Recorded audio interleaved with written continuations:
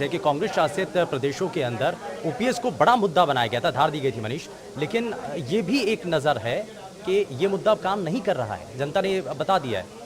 नहीं, जाहिर तौर पर जो फेसेस थे, आप देखिए शुभेंदु, तो जो ओपीएस था, जो एक बड़ा गेम चेंजर मान के चल रही थी कांग्रेस कर्नाटक के लिए, या फिर बात करें हिमाचल के लिए, खासतौर पर एक बड़ा क्लोज कॉन्टेस्ट हिमाचल में रहा था। और ये लिटमस टेस्ट होना था राजस्थान में, क्योंकि ये स्कीम्स जो राजस्थान में मॉडल स्टैब्लिश गहलोत लगातार कर रहे थे, राजस्थान को एक मॉडल स्टेट बता रहे थे, उसका ये खुद उनके घर में लिटमस टेस्ट होना था राजस्थान में। उसमें निश्चित तौर पर गहलोत विफल रहे हैं। चाहे छत्तीसगढ़ देख लीजिए, ओपीएस उन्होंने वहाँ लागू किया, इसे कानून लेकर इसे आगे के लिए भी इम्प्लीमेंट करने वाले थे, लेकिन उसके बावजूद गहलोत को मैंडेट नहीं मिलता है। सीधे तौर पर जनता ने ओपीएस 8 लाख कर्मचारी, आप यकीन कर सकते हैं पिछली बार बीजेपी और कांग्रेस के बीच मार्जिनली 1.5 लाख का अंतर था जीत और हार का।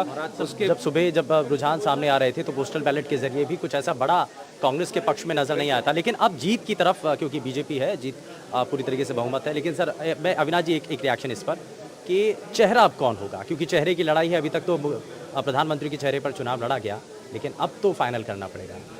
देखिए, मैं हमेशा कहता हूं कि भाजपा में तो चिट्ठी आएगी जो प्रधानमंत्री निकाले उस पर जिस तरह से तीनों राज्यों में रिजल्ट आया है, मुझे लगता है अभी की स्थिति में भारतीय जनता पार्टी अपने तीनों पुराने चेहरों पर जाएगी। और मुझे लगता है राजस्थान में फिलहाल वसुंधरा राजे फ्रंट रनर रहेगी, क्योंकि जिस तरह की विक्ट्री हमें राजस्थान में देखने की आदत है, उतनी बड़ी विक्ट्री नहीं है। कांग्रेस अभी भी 70s में है, first time as an opposition. तो अगर 24 पूरा जीतना है तो मुझे लगता है वो फ्रंट रनर रहेंगे। एक चीज़ और भी है, आंकड़े ये भी कहते हैं कि जब भी बीजेपी आती है, कमबैक करती है, तो बम्पर कमबैक करती है। मतलब 13 में भी ऐसा ही देखा गया था, उसके पहले भी। तो जब भी आती है तो बम्पर आती है, ये तो प्रत्याशित था।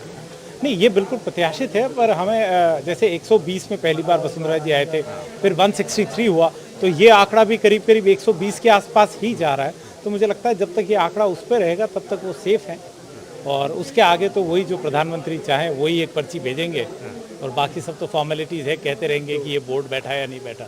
हम सिर्फ कयास लगाते रहेंगे, कुछ अलग सा चेहरा आ जाएगा। सर, बाबा बालकनाथ का बड़ा जिक्र हुआ कि मुख्यमंत्री के तौर पर हो सकता है प्रोजेक्ट हो। यूपी से कनेक्शन भी निकाला कि योगी आदित्यनाथ ने आकर के तिजारा में बड़ा कैंपेन किया, तो कहने लगे कि राजस्थान के बाबा हैं। तो क्या ऐसा? मुझे लगता है कि सर जो बोल रहे हैं, मुझे लगता है कि ये महज औपचारिकता ही है। और जिस तरह की जीत मिली है एमपी में भी, देखिए हम लोग बात कर रहे थे कि शायद नाराज़गी है, शिवराज को बदलने की मांग है, ऐसी चाहत है, बड़े लंबे समय तक रह गए। लेकिन जिस तरह के नंबर अब लेके आए हैं, तो शिवराज, मुझे नहीं लगता 24 को चुनाव से पहले शिवराज को वहाँ से बीजेपी अब हटाएगी।